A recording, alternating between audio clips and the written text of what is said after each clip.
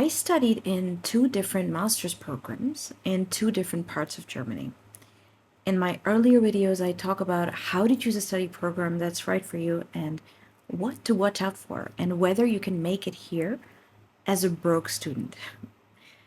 Everything on my channel in this playlist comes from 13 years of living in Germany as a South Asian woman of color. And I'm a German citizen now. I'm keeping these videos unscripted because there's a lot I want to share, and most of it is built around my own experience. I'm aware that other people have different experiences. They definitely do. But this is my story. The 13 years I spent here from my perspective. So stick around if you want to know what it's actually like to build a career as a brown woman here. And I'm going to keep it very raw.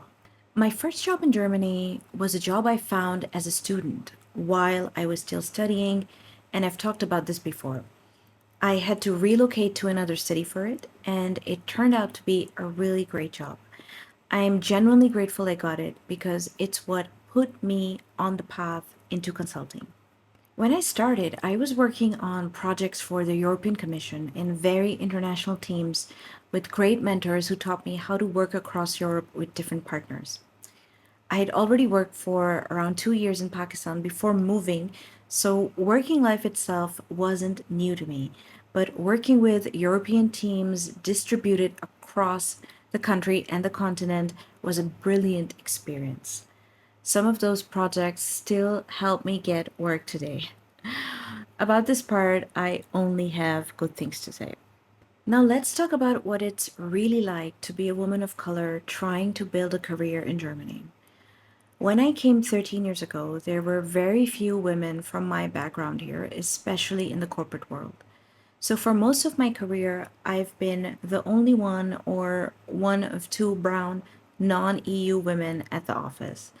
So, let's start with the hard numbers because there is data. It's not very specific on race, but it exists from the Institute for Employment Research, IAB, the OECD, and the German Institute for Economic Research, DIW.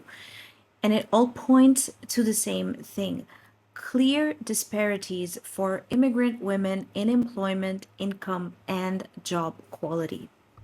The labor market gap between native-born Germans and non-EU immigrants is almost entirely driven by women. So non-EU immigrant men have an employment rate that's roughly equal to the locals here, around 74 to 75%. But for non-EU immigrant women, it's around 56 to 57%.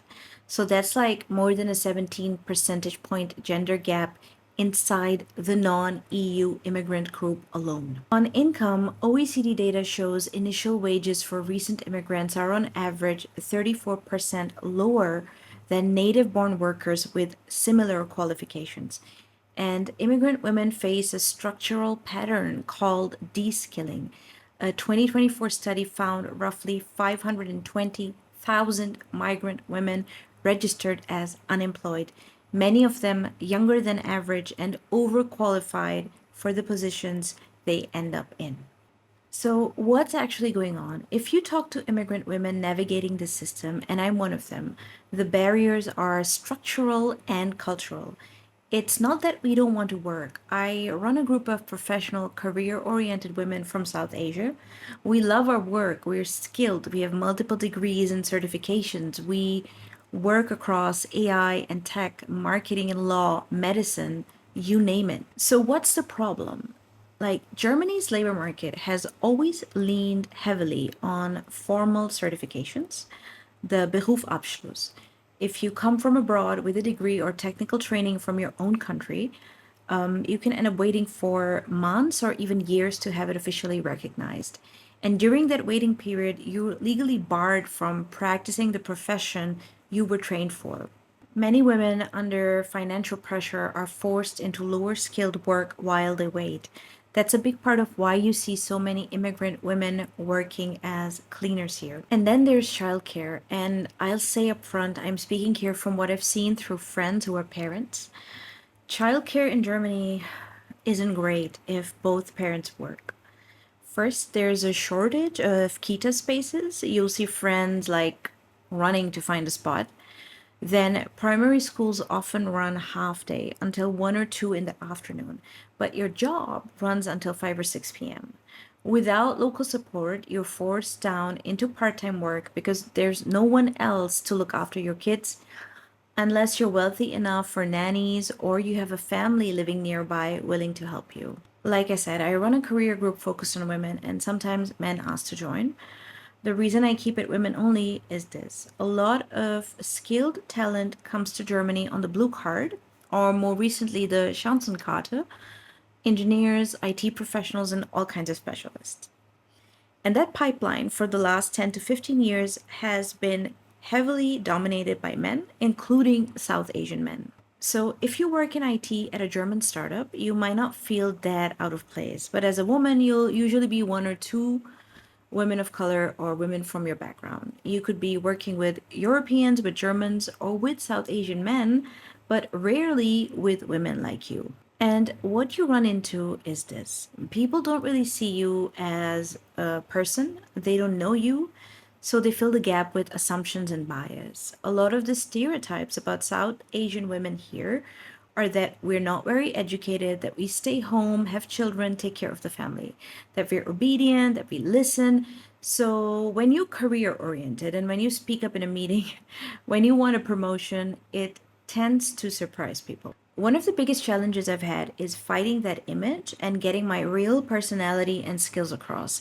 Things that have nothing to do with being born in Lahore. I've worked in Europe for a long time, with the majority of the EU countries over my career. Almost all of my adult and working life has been in Germany.